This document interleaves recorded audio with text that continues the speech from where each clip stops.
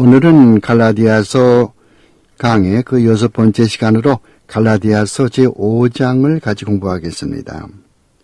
지난 시간에 갈라디아 4장을 공부를 하면서 여러 가지를 배웠죠. 한 서너 가지를 배웠는데 잠시 복습한다면은 하나님의 은혜로 구원을 얻은 갈라디아 지방 사람들이 왜 유대교주의자들의 그릇된 그런 가르침을 따라가는가라고 바울이 책망하면서 무슨 나라를 지킨다든가 월삭을 지킨다든가 절기를 지킨다든가 해를 지키는 그런 일들이 잘못됐다는 것을 지적해주고 있고, 두 번째는 유대교주의자들이 갈라디아 교인들에게 열심을 내는 것을 보면은 좋은 일을 위해서 열심을 내는 것은 좋겠지만은 악한 목적을 위해서 열심을 내는 것은 저들 유대교주의자들이 바울과 갈라디아 지방의 교인들 사이를 이간질하려는 그런 동기가 숨어 있으니까 주의하라는 그런 말과, 또 세 번째, 유대교주의자들이 자기들은 아브라함의 자손이므로 그들의 가르침이 바르다고 그렇게 생각하지만은 아브라함에게는 두 아들이 있었고 두 부인이 있었는데, 하나는 율법을 따라서 종의 여인에게서 난 종 이스마엘이고 다른 하나는 하나님의 약속을 따라서 난 이 사라에게서 난 이삭이죠. 하나님은 이삭과 그 언약을 맺었어요. 이슈마엘과 맺은 것이 아니에요. 이 두 여인 하갈과 사라, 이 두 여인의 아들은 모두 두 언약으로 비유가 되는데요. 하갈과 이스마엘은 육적으로 난 옛 언약, 그리고 사라와 이삭은 약속으로 난 그리스도인들이며 둘 다 예루살렘, 즉 믿는 성도들이지만은 이 땅의 예루살렘은 현재 유대교주의를 믿는 사람들이 사는 곳이고, 새 예루살렘은 모든 믿는 사람의 어머니인데, 이는 약속으로 인하여서 구원을 얻은 하나님의 백성이 사는 하늘에 신령한 하나님의 백성의 총체를 나타낸다고 말을 했고, 끝으로 네 번째 지난 시간에 배운 것은 옛날 이삭이 3살 때 젖을 뗄 때에 그때 당시 17살 되었던 이슈마엘이 이삭을 핍박했듯이 바울이 이 갈라디아서를 기록할 당시에도 율법주의를 주장하는 유대교주의자들이 약속의 자녀, 즉 갈라디아 지방 그 교인들을 핍박했다는 것이죠. 21세기에 사는 오늘에 와서도 참 성도를 핍박하는 사람들은 외부 불신자들이 아니고 소위 믿는다고 하는 기독교인들로부터 참 성도들이 핍박을 받는 것이 사실입니다. 이삭을 핍박한 것은 불신자가 아니었어요. 그의 이복형이었던 이슈마엘이었습니다. 항상 참 성도에게 닥치는 악랄한 핍박은 믿는다고 하는 사이비 신자에게서 오는 것입니다. 이와 같은 것을 지난 시간에 공부를 했죠. 오늘 그러면 제 5장 갈라디아 5장을 공부를 하죠. 갈라디아 5장은요. 또 이제 두 가지로 두 부분으로 나누어 생각할 수가 있어요. 1절서 15절까지 말씀은 참 신앙과 거짓 신앙, 참 신앙과 거짓 신앙, 그런 것을 다루고 있고, 또 16절에서 끝절까지 26절까지는 영과 육에 대해서 말하고 있어요. 그러면 이제 갈라디아서 5장 1절서 15절까지를 공부하도록 하죠. 갈라디아 5장 1절서 15절까지 말씀은 참 신앙과 거짓 신앙을 다루고 있는데요. 물건이나 사람의 거짓과 또 진짜가 있듯이 신앙에도 진짜와 거짓이 있습니다. 사탄에게 속아 가짜 신앙을 가지고 있으면서도 마치 진짜 신앙으로 구원을 얻은 성도처럼 착각하는 어리석은 사람들이 생각보다 우리 주변에 많이 있어요. 오늘은 참 신앙과 가짜 신앙을 구별하는 법을 배우고, 나의 신앙이 진짜 신앙인가 아니면 가짜 신앙인가를 철저히 규명해야 할 때가 왔습니다.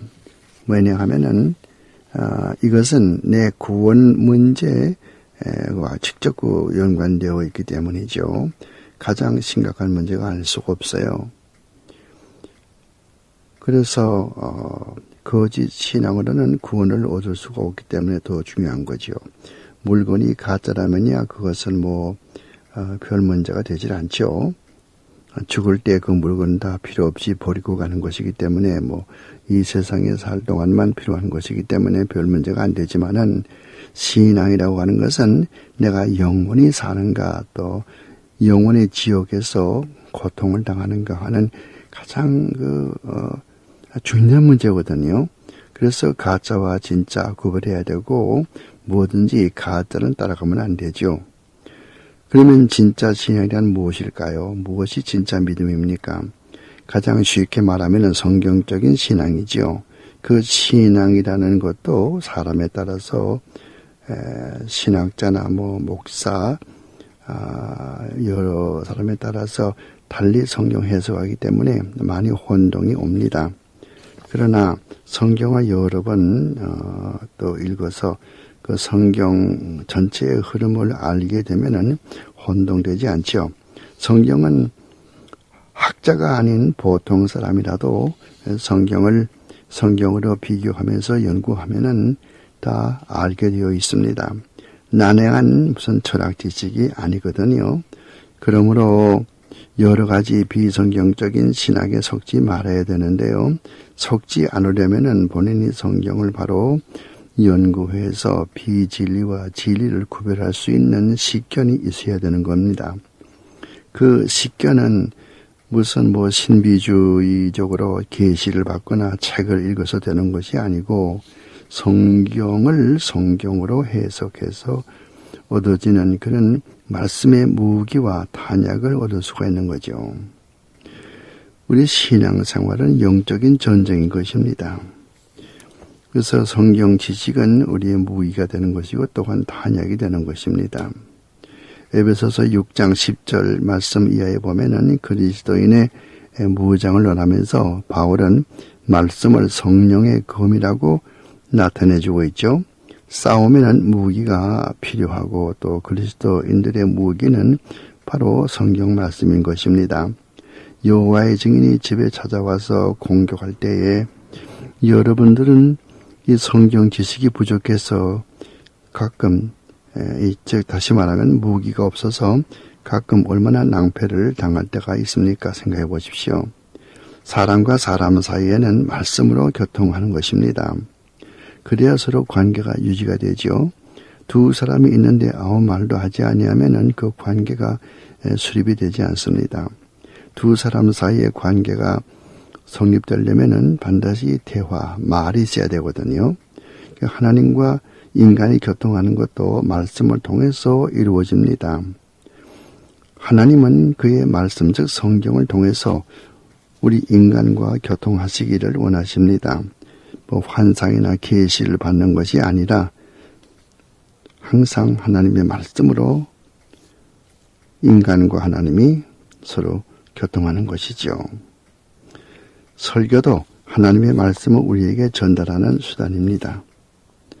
그러나 요즘은 설교가 성경에서 말하는 진리의 말씀을 전하는 것이 아니라 목사가 하고 싶은 말을 성경을 아전인수격으로 인용해서 전하는 경향이 많이 있습니다. 그러므로 설교를 듣는 청중은 하나님의 말씀을 듣는 것이 아니라 사람의 말을 듣게 되는 거죠.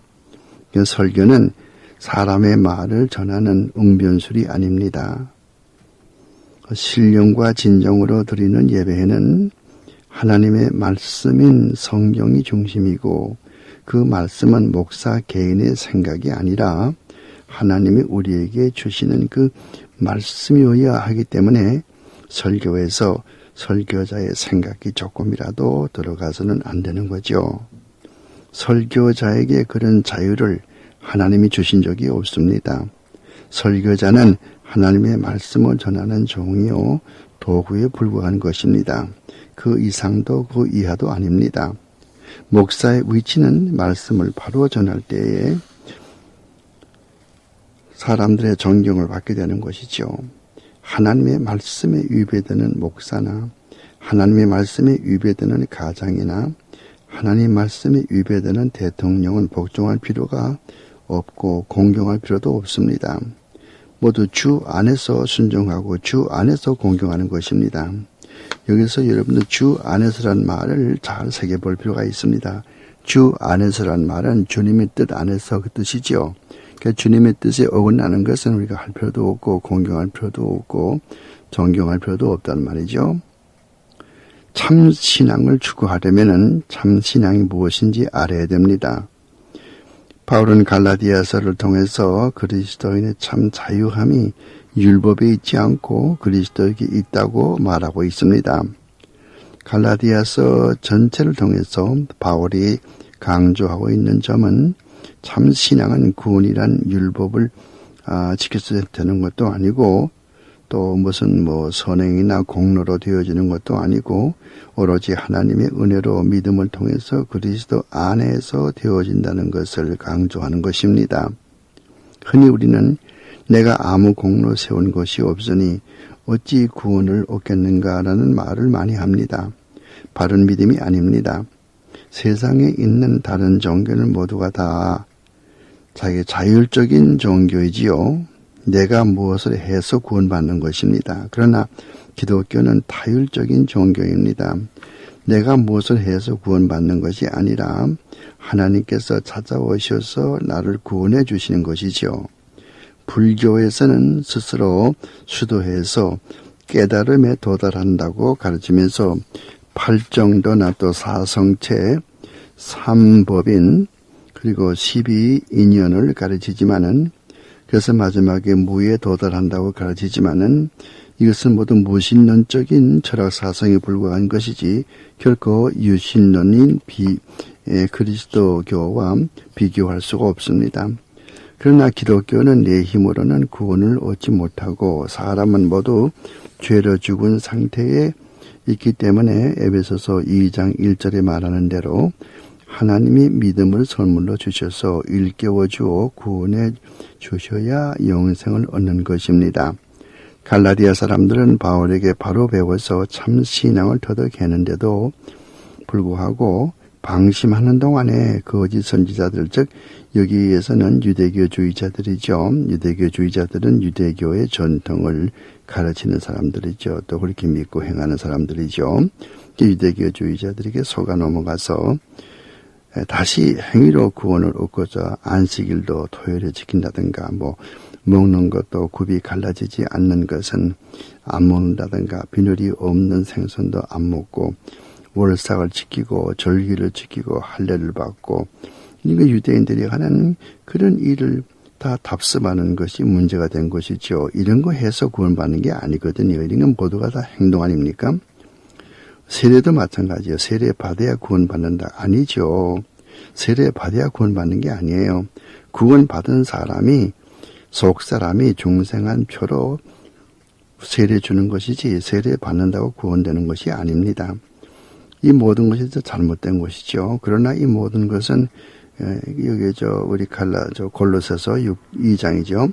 골로새서 2장 16절 17절 가서 보면은 이 모든 날을 지킨다든가 절기를 지킨다든가 굽이 갈라지지 않은 것은 안 먹는다. 비늘이 없는 것은 안 먹는다. 이 모든 것들은 장래일의 그림자라고 골로새서 2장 16절 17절에 말하고 있죠. 그래서 이런 일을 해서 구원을 얻는 것이 맞는다면은 왜 예수께서 십자가에 돌아가실 필요가 어디 있겠어요? 왜 십자가에 돌아가셨습니까? 이것이 그 성경 공부의 요점인 거예요. 믿음의 요점인 것입니다. 적어도 이 갈라디아서 5장에서 즉 갈라디아서 전체에서 말하고 있는 참 믿음의 요점이라는 것이 우리가 무엇을 해서 행동으로 행위로 구원받는 것이 아니고 공로로 구원받는 것이 아니고 오직 하나님의 은혜로 오직 믿음을 통해서 오직 그리스도 안에서 우리가 하나님의 구원 안에서 구원을 받는다 그 뜻이거든요. 유대교주의자들은 우리가 하나님의 은혜로 구원을 얻지만은 할례도 받아야 된다고 그렇게 가르쳤어요. 얼핏 보면은 대수롭지 않다죠. 할례 받는 것이 할례 받으면 어떻고 안 받으면 어떻냐 그렇게 대수롭지 않게 보이지만은 이것을 자세히 보면 문제가 큽니다. 이들의 할례를 강요하는 그 이유는 위생상의 이유가 아니에요. 종교적 이유 때문에 문제가 되는 거죠. 오늘도 종교적인 이유로 할례를 하는 사람이 있다면은 이는 바로 바울이 여기에서 경계하는 갈라디아 사람 같은 신앙이고 또 바른 신앙이 아닌 것이지요. 또 돼지고기를 구만다든지 오징어나 낙지 같은 그런 비늘이 없는 생선을 구만다든지 하는 것은 모두 바로 이 바울이 갈라디아서에서 말하는 율법의 행위로 구원을 얻으려는 그런 사람들인 것입니다. 바울은 오늘 본문에서 할례를 받건 안 받건 그것이 구원에 관계되는 것이 아니라고 분명히 가르쳐줘요. 구원을 얻기 위해서 할례를 받거나 음식을 가려서 먹으면은 구원을 그리스도로 족하다고 믿는 그런 성경 말씀에 어긋나는 것이거든요. 성경 말씀은 그리스도 한 분으로 족한 거예요. 다른 것이 필요가 없어요. 우리가 믿음을 통해서 하나님의 은혜로 구원받는 것이지, 이런 먹을 것을 가려 먹고 할례를 받고 무슨 날짜를 지키고 이렇게 한다고 구원받는 게 아니거든요. 이것을 우리가 분명히 아셔야 돼요. 우리는 온전히 은혜로 믿음을 통해서 그리스도 안에서 구원을 받은 것입니다. 다른 어떤 것도 필요 없는 거예요. 구원 얻은 성도는 주님의 뜻대로 살아가기를 원하고, 주님의 뜻은 바로 율법이기 때문에 율법을 생활의 지침서로 삼고 생활하는 거죠. 성경 자체가 하나님의 말씀인 것이고 성경 자체가 율법인 것입니다. 율법을 지켜서 구원받는 것이 아니지만은 일단 구원받은 다음에는 하나님을 사랑하기 때문에 하나님의 뜻을 알려고 하니까 하나님의 생각, 하나님의 뜻은 성경 속에 나타나 있거든요. 그러니까 성경 전체가 하나님의 법 아닙니까? 그러므로 다시 하나님의 법을 지키게 되는 거죠. 그것은 마지못해 지키는 것이 아니요. 구원받기 위해 지키는 것이 아니요. 구원받은 성도가 하나님을 사랑하기 때문에 하나님의 뜻대로 살기를 원해서 이 성경 말씀대로 살아가는 거죠. 성경 말씀대로 살자는 말은 율법주의자가 아니요. 율법주의자는 율법을 지키면은 그것이 공로가 되어서 구원받는다. 그것이 율법주의자인데 그렇게 가르치는 사람이 어디 있어요? 없지요. 우리가 하나님 앞에 구원받는 것은 하나님의 은혜로 구원받는 거지 율법 지켜서 구원받는 게 아니다. 그러나 일단 구원받은 다음에는 어떻게 살 것인가? 생활의 규범, 그것이 바로 율법이 되는 것이거든요. 본문 갈라디아서 5장에 보면은 바울이 핍박을 받는 이유를 말하고 있어요. 사람들은 우리가 하나님의 은혜로만 구원을 얻었다는 말을 듣기 싫어해요. 그 이유는 사람들이 자기의 공로를 어느 정도 인정받고 싶어하는 마음이 있기 때문인 거거든요. 바울이 저들에게 타협하고 저들의 의견을 따라가면야 핍박을 받을 필요가 어디 있겠어요? 오늘도 마찬가지입니다. 어느 신비주의가 무성한데요. 그런 신비주의 사상을 따라가면은 남에게 비판받을 것도 없어요. 어느 세속주의가 많이 만연되어 있는데 세상 따라서 세속주의를 따라가면은 우리가 핍박받을 일이 없어요. 그러니까 다른 사람과 다르기 때문에 핍박받는 거예요. 다른 사람과 다르기 때문에 핍박받는단 말이에요. 다른 사람은 성경을 떠나는데 우리는 성경을 떠나지 않고 성경을 믿자고 그러니까, 즉 다른 사람과 다르니까 핍박을 받는 거거든요.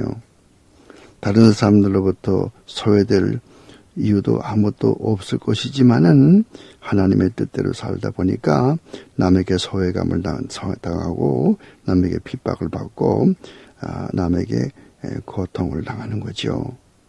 그러나 문제는 바울은 바른 신앙, 즉 구원에 이르는 신앙을 전하기를 원했고 그리스도께서도 우리에게 바른 믿음의 도리를 가르치기를 원하시지 우리가 세상에 타협하기를 원하지 않습니다. 그래서 온갖 고난을 마다하고 로마성 밖에서 사도 바울은 목배임을 당해서 순교할 때까지 온갖 고난을 기쁜 마음으로 당했던 것입니다.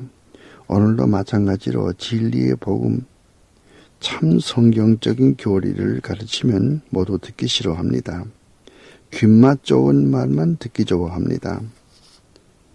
극장처럼 또 무슨 악극단처럼 세속적인 그런 정서를 만족시켜주면은 모두 좋아합니다.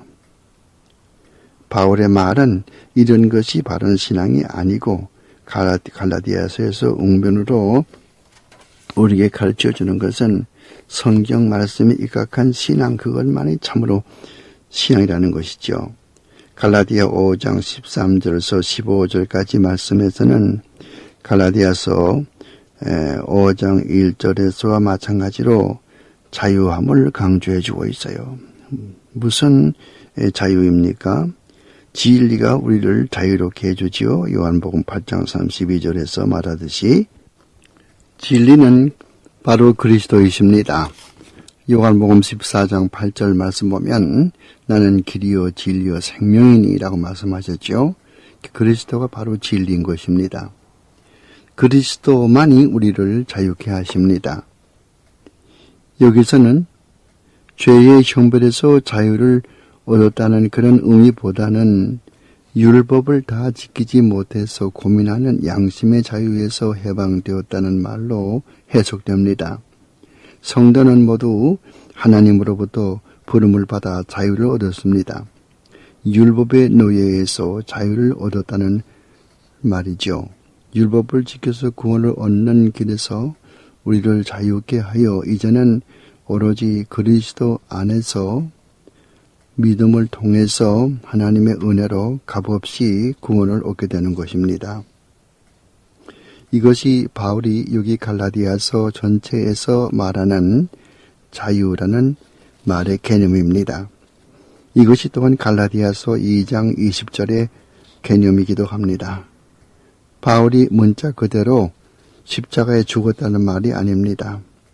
다른 사람과 같이 바울도 죄인으로 멸망을 받아야 할 사람이었으나 그리스도의 십자가의 결과로 이제는 율법을 지켜서 구원을 얻는 것이 아니고 그를 믿음으로 구원을 얻게 되었으니 이는 로마서 6장 1절에서 7절까지의 말씀에 나타나 있듯이 내가 의에 대하여 살고 죄에 대하여 죽는 것입니다.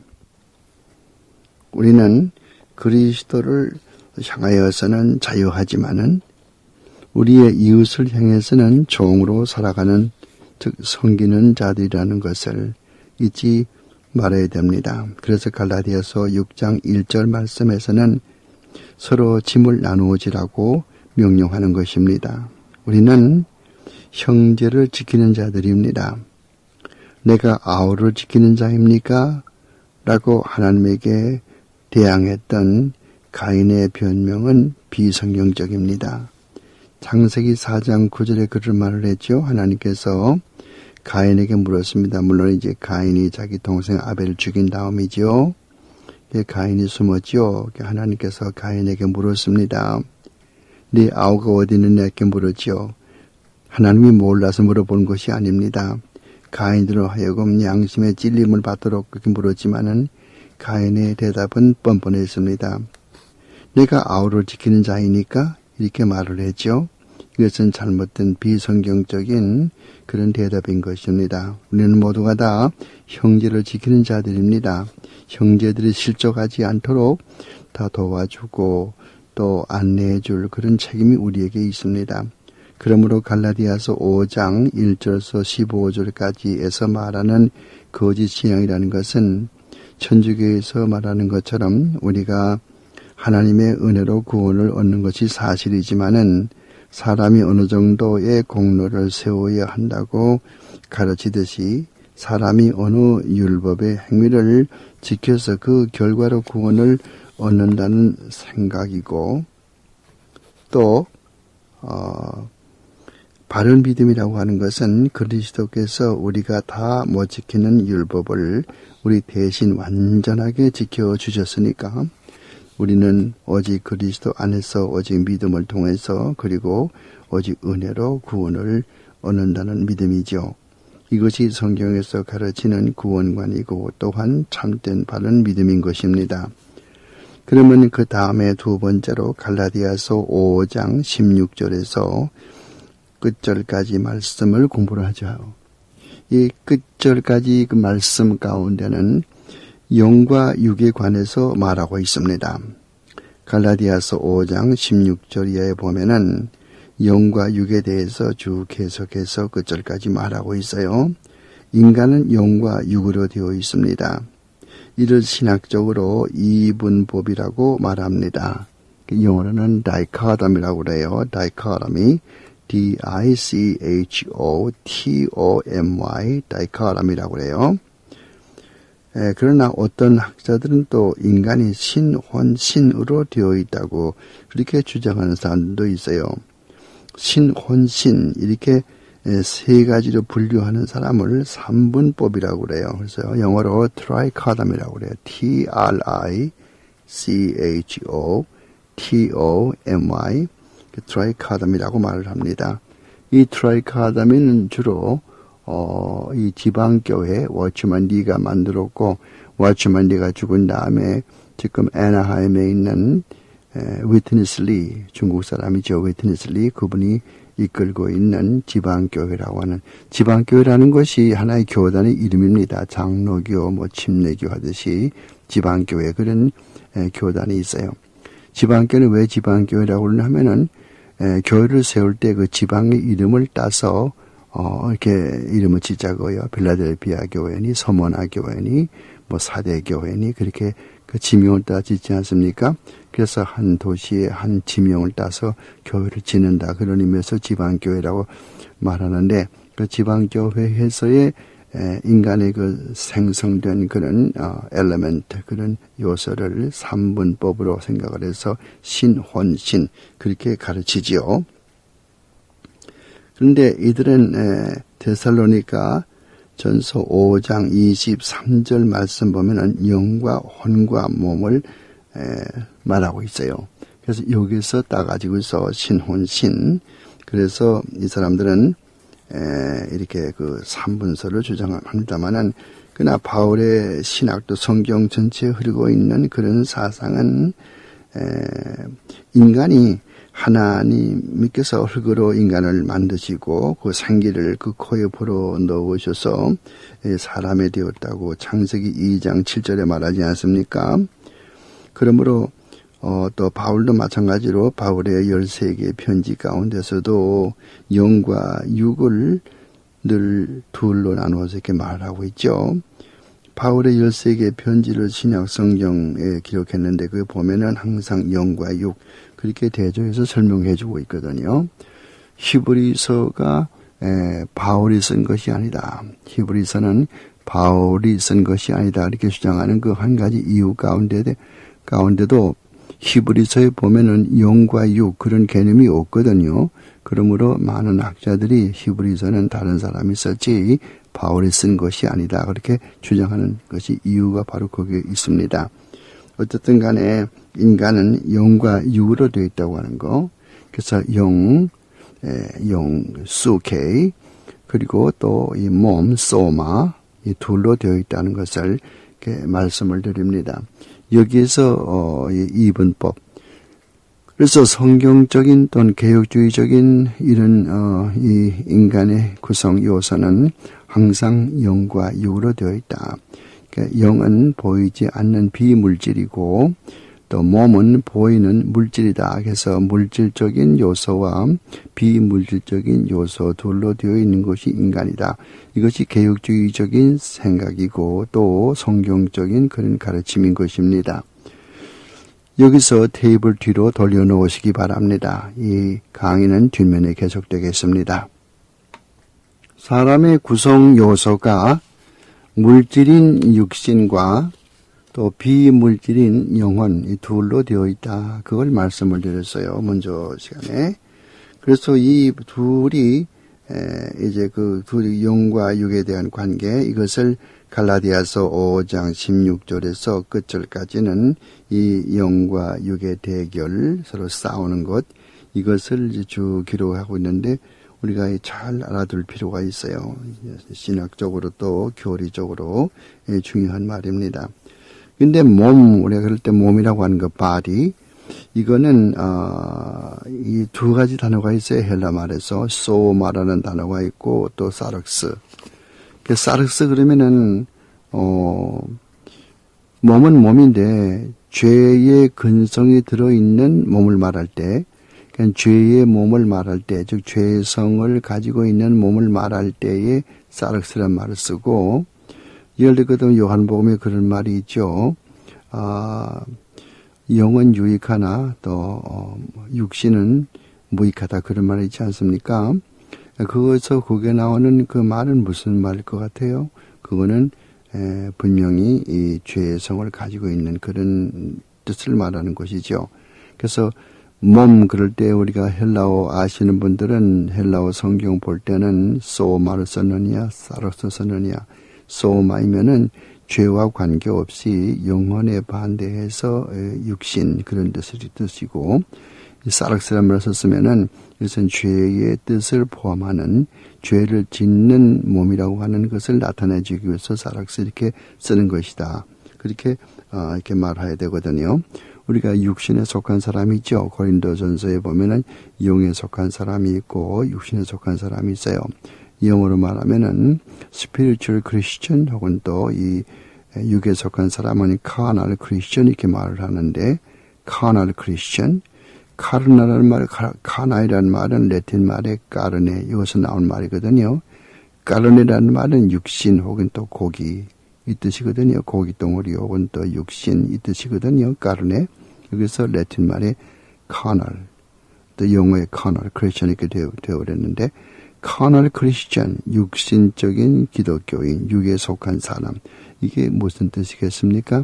여기에 말은 어떤 단어 썼을 것 같아요? 소마일 것 같습니까? 사르스일 것 같습니까? 그러니까 소마는 아까도 이야기했지만은 죄의 관계를 나타내지 않고 단지 인간의 몸을 나타낼 때 소마를 쓴다고 그랬어요. 그래서 영어에도 뭐거든요. psychosomatic, 그런 말이 있죠. psychosomatic. 육신의 병을 고치는데, 이런 이 정신을 고치면은 육신의 병이 고쳐진다고 하는 psychosomatic, 그런 것이 그 somatic 거기서 나왔거든요. 근데 이제 방금 말했던 육에 속한 사람, 영어로 carnal Christian, 거기에는 이 소마가 아니고 분명히 사륵스입니다. 그래서 사르키코이라고 그래요. 단수는 사르키코스라고 그러죠. 육에 속한 사람. 왜 그럴까요? 죄를 짓는 사람. 예수를 믿는다고 그래도 죄를 계속해 짓는 사람을 사르키코스라고 그래요. 육에 속한 사람이라고 그래요. 반면에 영에 속한 사람은 뉴마티코스라고 그러죠. 그건 항상 성령에 따라서 움직이고 성령에 따라서 행하는 사람 말하죠. 어느 게 진짜 크리스천이겠습니까? 물론 뉴마티코스가 되겠죠. 물론 이제 복수는 뉴마티코이, 영에 속한 사람들, 또 사르키코이, 육에 속한 사람들, 그런 것이죠. 요즘 보면 이제 신학에서 논쟁이 있는데, 이 Lordship Salvation, 우리 말로는 주제권 구원이라고 그래요. 주제권 구원. 이제 우리가 주인이라는 주자 있죠. 예수님의 구주 예수 주자고, 제라는 말은 이제 그 재상, 국무총리, 이런 사람은 재상이라고 그러죠. 그 제자고, 그 다음에 권세는 권세권자가 되고, 이제, 그래서 주재권 구원이라고 이렇게 말하는데, 이것이 이제 20세기 초 1950년대에 이런 논쟁이 시작됐어요. 그래서 이 영국에 있는 존 R. 스타트 목사, 그리고 풀로 신학교 교수로 있던, 그 에버렛 목사, 이 두 사람이 싸우는 거죠. 풀로 신학교는 에버렛 목사는 우리가 구원을 받았다 그러면은 그걸로 끝나는 거지. 반드시 구원받은 사람이 또 선행이 따라야 되느냐? 선행이 따르지 않다 하더라도 구원은 하나님의 은혜로만 구원해 주시는 것이기 때문에 반드시 선행이 따라야 될 필요가 없다. 또 영국의 존 스타트 목사는 그것이 아니고 구원받은 사람은 반드시 선행이 따른다, 이렇게 싸우는 거예요. 그러니까 이 주제권 구원이라고 하는 Lordship Salvation이라고 하는 것은 그 이제 요지가 구원받은 사람은 전적으로 하나님의 은혜로 구원받는데 구원받은 사람은 반드시 그 뒤에 열매가 맺혀져서 선행이 따르게 된다. 그래서 그런 선행이 따르지 않는 사람은 아직까지 구원받지 못한 사람이다. 이렇게 말하는 것이고 또 이 Lordship Salvation 이 주제권 구원을 반대하는 사람은 그것은 우리 선행은 관계가 없다. 하나님께서 주권적으로 우리를 부르셔서 믿음을 선물로 주어서 하나님의 은혜로 믿음을 통해서 예수 안에서 구원해 주었으면은 그 뒤에는 선행이 나오건 말건 선행이 따르건 말건 그건 관계없이 구원받은 건 구원받은 것이다. 이렇게 이야기하는 것이죠. 여러분은 어느 것이 많다고 생각을 하십니까? 그래서 그 뒤에 이제 아까 얘기했지만은 영국의 유명한 저널 스타트 목사와 또 여기 훌러신학교의 에버레트 포거슨 목사 둘이 이렇게 싸우는 그런 과정에서 그 다음에 이제 1970년대에 누가 나왔냐 하면은 존 메가더 목사 여기 지금 그 남가주 지방에서 그레이스 커뮤니티 처치라고 하는 교회를 담당하고 있고 또 메스터 신학교라고 하는 신학교의 교장으로 있는 존 메가더 목사가 책을 냈어요. 그 책의 이름이 Gospel According to Jesus, 예수님의 복음이라고 하는 그런 책을 냈어요. 그것은 뭘 주장하는 거 아니? 선행에 따르지 않는 사람은 아직까지 구원받지 못한 사람이다. 진정으로 회개하고 구원받은 사람은 반드시 구원의 은혜에 감사해서 감격해서 성경대로 살려고 애를 쓰고 열매가 나타난다. 그 열매는 바로 선행이다. 이렇게 말을 했거든요. 여기에 대해서 또 지금 많은 사람들이 또 이걸 또 반대하고 있죠. 그 구원받았으면 구원받은 거지 그 뒤에 반드시 선행이 나올 필요가 있느냐. 그렇게 말하고 지금 또 그 논쟁이 계속되고 있죠. 바울은 여기에서 뭐라고 그래요?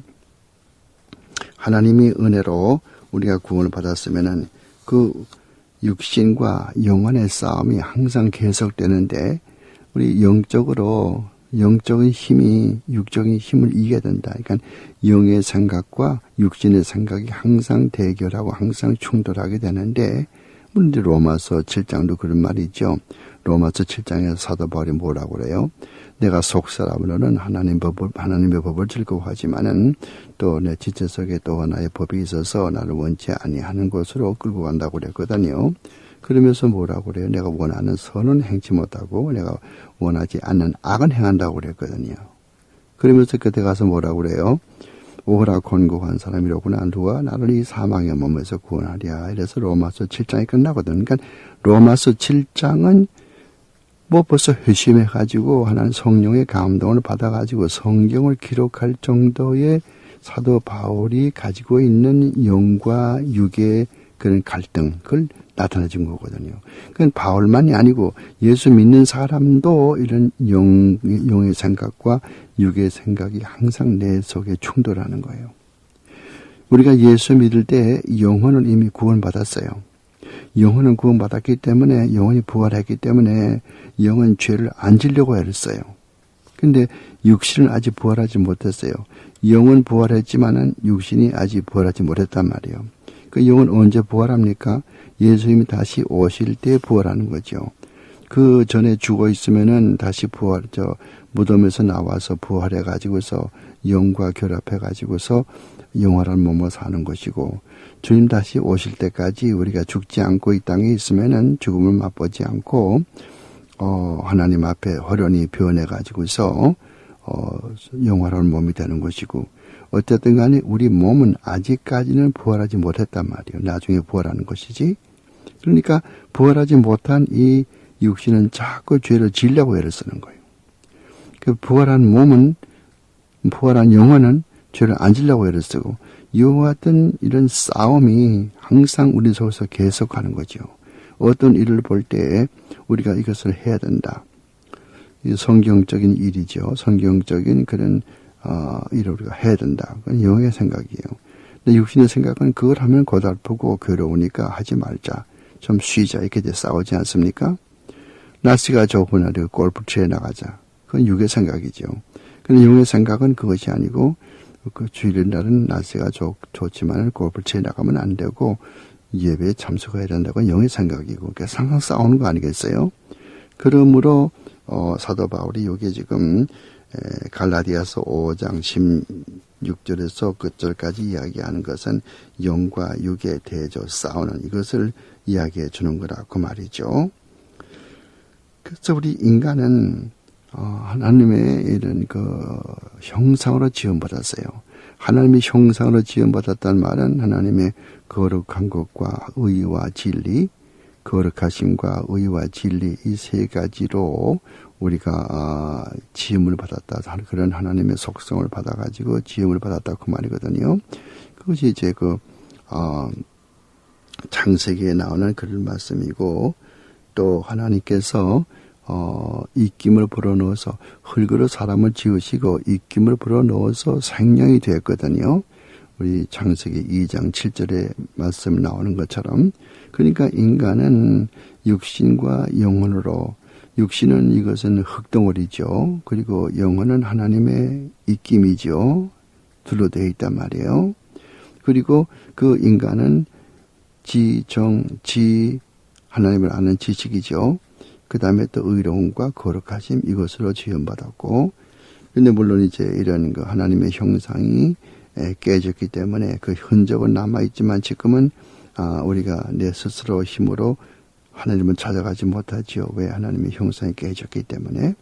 그러나 하나님의 형상이 깨졌지만 아주 그 흔적은 남아있기 때문에 어느 정도 인간은 선을 행할 수가 있죠. 하나님께서는 우리 마음속에 율법을 새겨주었어요. 그래서 예수 믿지 않고 죽은 사람들, 옛날 신라시대, 고구려 시대에 그때 예수 모르고 죽은 사람도 하나님 앞에 핑계할 수 없다는 거예요. 로마인서 2장 14절 말씀 보면은 하나님께서 그 마음속에 율법을 주셨기 때문에 본성으로 우리가 아는 것이죠. 그래서 율법이 없는 자에게는 율법이 없는 대로 하나님이 주신 마음판에 새긴 그 율법을 가지고 판단하는 것이고 또 우리가 예수를 믿고 구원받은 사람은 또 우리가 신앙생활에 따라서 판단하는 것이고 그러니까 어쨌든 간에 핑계할 수 없는 거예요.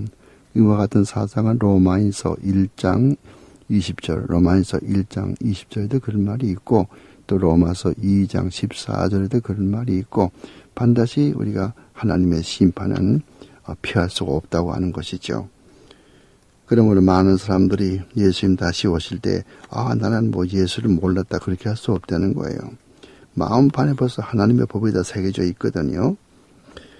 그런데 우리 인간에게 있는 그 영과 육의 생각은 늘 항상 충돌해서 살아간다고 이렇게 말을 했어요. 이것을 피할 사람은 없어요.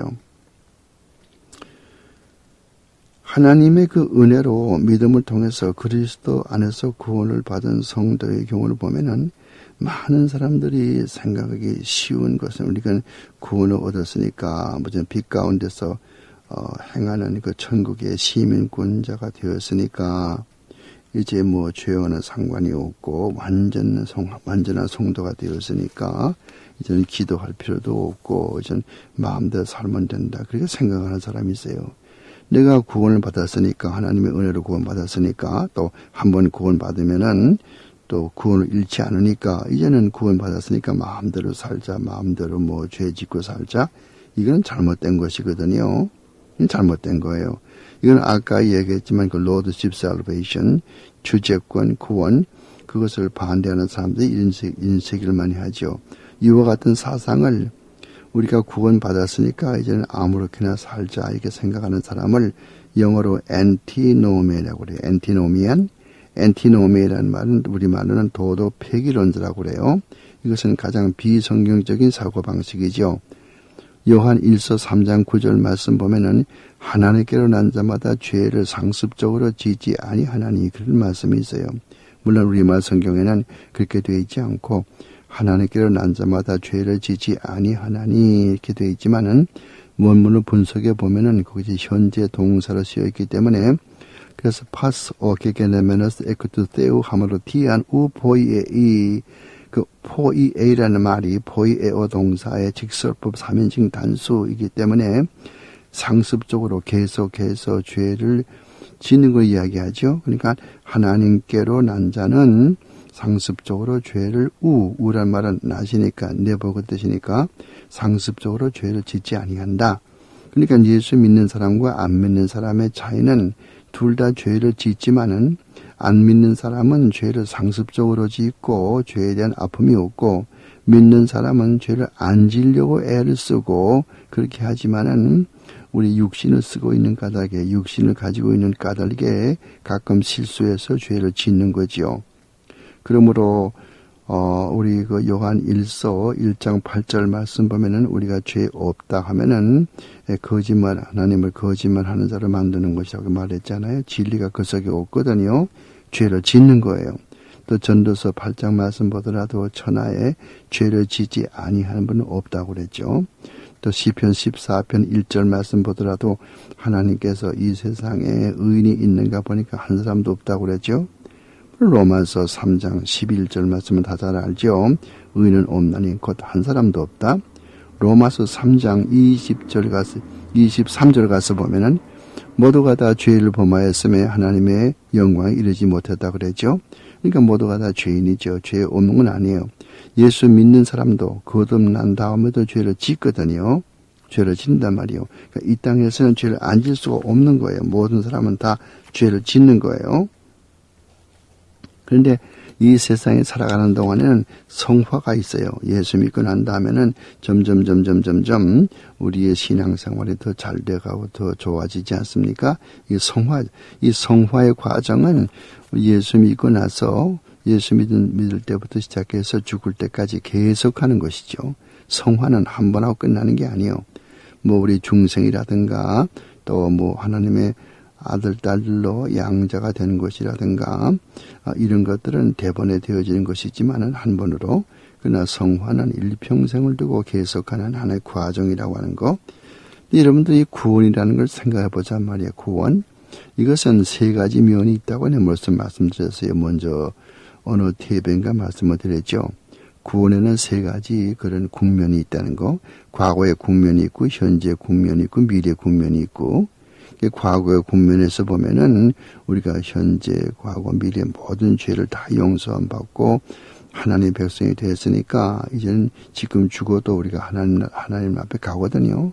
천당에 간단 말이에요. 지금 죽어도. 왜? 내 죄를 다 용서해 주셨으니까 하나님께서. 그러니까 과거면이요.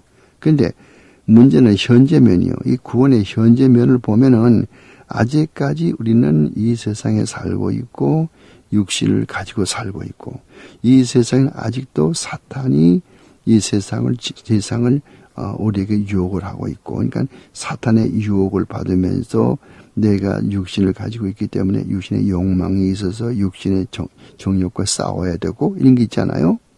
그래서 성화가 계속되지 않습니까? 그러니까 아직 완전하지 못하단 말이에요. 그러니까 죄가 항상 내게 들어오니까 매일매일 죄를 회개해야 되는 것이고 매일매일 하나님 앞에 가까이 나가려고 애써야 되는 것이고 기도해야 되는 것이고 그런 거 있잖아요. 그러니까 구원이 아직까지 완성된 게 아니란 말이죠. 구원이 언제 완성됩니까? 내가 이러한 생각이 없어질 때, 사탄이 불못에 던져질 때, 사탄의 유혹이 없을 때, 이때 구원이 완성되는 건 그 언제입니까? 그것은 예수님께서 오시는 날이죠. 그게 바로 미래죠. 미래. 그러므로 미래는 어떤 일이 벌어집니까? 그러니까 알곡과 가라지가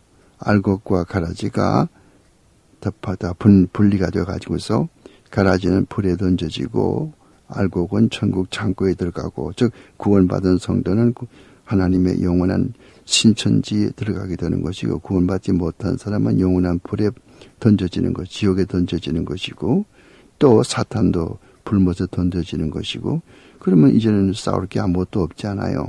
그때는 우리가 이제 구원이 완성되는 것이거든요. 이것을 신학적으로 final consummation, 마지막 이 구원의 완성식이라고 말하는 것이죠. 이와 같은 과거, 현재, 미래의 면이 있다고 하는 거, 구원에는 세 가지 국면이 있다고 하는 거, 그걸 아셔야 돼요. 이걸 알 것 같으면은 구원 받았으니까 마음대로 내가 죄를 짓자 그렇게 말할 수가 없죠. 아까 요한 1서 3장 9절도 말씀을 하지만은 또 성경 전체에서 가르치는 것이 우리가 이제 죄에 대하여 죽고 의에 대해 사는 거거든요. 그리스도에게와 함께 십자가에 못 박히고 사도 바울이 갈라디아서 2장 20절에서 말하는 것처럼 이제 내가 그리스도와 함께 십자가에 못 박히고 이제 내가 사는 것은 내가 사는 것이 아니고 내 속에 그리스도가 산단 말이에요. 그래서 나를 구원하신 예수 그리스도를 믿는 믿음 안에서 살아간단 말이에요. 이것이 참 믿는 사람의 태도이지. 뭐 아까 저 도도 폐기론자처럼 구원받았으니까 이제는 뭐 기도할 필요도 없고 내가 완전해졌으니까 완전해지는 게 아니에요. 인간이 어떻게 완전해집니까? 인간은 이 세상에 살 동안에는 완전해질 수 없어요. 항상 불완전한 상태 속에서 더욱더 완전해지려고 애를 쓰는 거예요. 빌립보 3장 말씀 가서 보면은 바울이 뭐라고 그래요? 내가 이미 잡았다 함도 아니요 내 앞에 있는 표대를 향해서 간다고 그랬거든. 그러니까 빌립보라서라 하는 그런 성경을 기록하면서 사도 바울이 이야기하는 것은 내가 아직까지 완전하게 다 성화됐던 말도 아니고 앞에 있는 표대를 향해서 나간다. 즉 성화의 과정이 지금도 계속되고 이렇게 말하고 있지 않습니까? 그러니까 사도 바울이 그렇게 말할 정도라면은 우리는 말할 것도 없죠. 그래서 이런 거 우리가 분명히 이렇게 아셔야 되는 것입니다. 그래서 그 다음에 우리가 이 갈라디아서서 영과 여기 항상 이렇게 싸우고 있다고 하는 거 이거 우리가 이제 알면 되겠어요. 그래서 오늘 공부한 내용을 보면은 참신앙과 거짓신앙이 있는데 참신앙은 성경대로 믿는 그런 신앙이고 하나님의 말씀 중심의 신앙이라고 하는 거 본문에서 보면은 어떤 인간의 노력으로 구원 얻는 것이 아니고 항상 하나님의 은혜로 되어진다고 하는 것을 배웠고 다음 두 번째 배운 것은 우리 인간은 영과 육으로 되어 있는데 회심한 후에도 즉 예수 믿고 거듭난 다음에도 성도는 부활한 영혼과 부활하지 못한 몸과 즉 육의 생각과 늘 항상 싸우고 있다고 하는 거. 그래서 점점 신앙생활이 성장할수록 우리 영의 생각이 육신의 생각을 지배하게 된다. 이런 것들을 공부를 했습니다. 그러면 이제 우리 성경 말씀 보면서 남은 시간을 연구하도록 하죠. 갈라디아서 5장 그리스도께서 우리로 자유케 하시고 자유로 주셨으니 그러므로 굳세서 다시는 종의 멍에를 매지 말란 말은 율법을 지켜서 구원을 받겠다고 하는 그런 생각을 하지 말라고 말이에요. 예수께서 우리에게 자유를 주셨거든요. 우리가 다 지키지 못하는 율법을 대신 지켜주었다고 말이에요. 보라 나 바울은 너희에게 말하노니 너희가 만일 할례를 받으면은 그리스도께서 너희에게 아무 유익이 없으리라. 할례 받았다고 해서 무슨 하나님 백성 되는 게 아니에요. 물론 의식적으로는 그렇지만은 실제에서는 우리가 세례 받는다고 다 구원받습니까? 세례 받는다고 반드시 구원받는 거 아니에요. 세례 받은 사람 가운데도 구원받지 못하는 사람들이 얼마나 많이 있어요. 내가 할례를 받는 각 사람에게 다시 증거하노니 그는 율법 전체를 행할 의무를 가진 자라. 그러니까 할례만 받으면은 율법을 지키려고 그러면은 그 할례만 받지 말고 모든 구약의 613개의 유대인들은 613개로 나누어서 율법을 그걸 다 지키란 말이죠. 율법 안에서 의롭다 함을 얻으려 하는 너희는 그리스도에게서 끊어지고 그러니까 율법을 지켜서 구원받으려면은 그리스도와 상관없이 그리스도에게서 끊어지는 것이고 은혜에서 떨어져 나가란다고 그랬어요. 우리가 성령으로 믿음을 쫓아서 그렇게 해서 우리가 의의 소망을 기다린다고 그랬어요. 그래서 또 그리스도 예수 안에서는 할례나 무할례가 효력이 아무 없죠. 사랑으로서 역사하는 믿음뿐이라. 믿음밖에 없지. 할례 받고 할례 받지 못하고 이제 문제가 되지 않은 거예요. 너희가 다름질을 잘하더니 즉 신앙생활을 잘하더니 내가 가르친 대로 신앙생활을 잘하더니 누가 너희를 막아서 진리를 순종치 않게 하더냐. 그 권면이 너희를 부르신 이에게서 난 것이 아니라 적은 누룩이 온 동이에 퍼지느니라. 누룩 하나가 들어가면 다 퍼지지 않습니까? 그러니까 잘못된 가르침이 교회에 들어오면은 많은 사람이 그 잘못된 가르침에 영향을 받는다고 말이거든요. 난 너희가 아무 다른 믿음도 범치 아니할 줄을 안다. 그러나 너희를 요동케 하는 자는 누구든지 심판을 받으리라. 형제들아 내가 지금까지 할례를 전하면은 어찌하여 지금까지 핍박을 받으리요. 사도 바울도 세상 따라가고 유대교주의자를 따라가고 예수 믿으면 할례도 받아야 된다, 날도 지켜야 된다, 저기도 지켜야 된다 이렇게 했으면은 핍박받을 필요가 어디 있겠어요. 오늘도 마찬가지죠. 주의 종들이 세상 따라가면은 핍박받을 필요가 없어요. 주의 말씀대로 바로 살려고 하니까 핍박받는 거죠. 옳은 말씀이죠. 너희를 어지럽게 하는 자들이 스스로 베어버리기를 원하노라. 형제들아, 너희가 자유를 위하여서 부르심을 얻었으나 그러나 그 자유를 육체의 기회를 삼지 말고 오직 사랑으로 서로 종으로 하라 그랬죠. 그러니까 하나님 앞에서는 우리가 하나님에 대해서는 우리가 하나님의 은혜로 살아가지만은 우리 피차 우리 교인들 간에 이웃들 간에는 서로 종로를 하면서 남을 섬기면서 살란 말이죠. 온 율법은 내 이웃 사랑하기를 내 몸과 같이 하라는 말씀에 이루었나니 만일 서로 물고 먹으면 피차 멸망할까 조심하라. 서로 싸우지 말라고 말이죠. 내가 이르노니 너희는 성령을 쫓아 행하라. 그리하면 육체의 욕심을 이루지 아니하리라. 육체의 소욕은 성령을 거스리고 성령의 소욕은 육체를 거스리나니. 이것이 아까 하는 그 말이요, 영과 육의 싸움이란 말이에요. 이 둘이 서로 대적함으로써 너희의 원하는 것을 하지 못하게 함이라. 우리 인간은 영과 육의 싸움이 항상 계속한다고 그랬죠. 육의 생각과 성령의 생각. 너희가 만일 성령이 인도하시는 바가 되면은 율법 아래 있지 아니하리라. 육체의 일은 이런 것들이란 말이에요. 어떤 것들이에요? 음행과 도른 것과 효색과 우상을 숭배하는 것과 술수와 원수를 맺는 것과 분쟁과 시기 분내는 것, 당짓는 것, 분리하는 것, 이단, 투기, 술 취하는 것, 방탕한 것, 이런 것들은 전부 다 육의 생각들이거든요.